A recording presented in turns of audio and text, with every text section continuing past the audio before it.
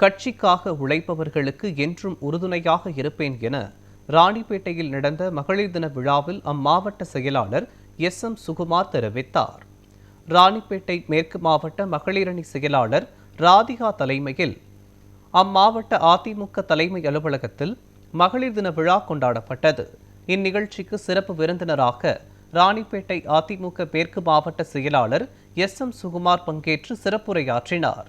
அப்போது முன்னாள் முதல்வர்கள் எம்ஜிஆர், ஜெயலலிதா மற்றும் எடப்பாடியார் ஆகியோர் மகளிருக்காக பல்வேறு திட்டங்களை கொண்டு வந்ததாக தெரிவித்தார்.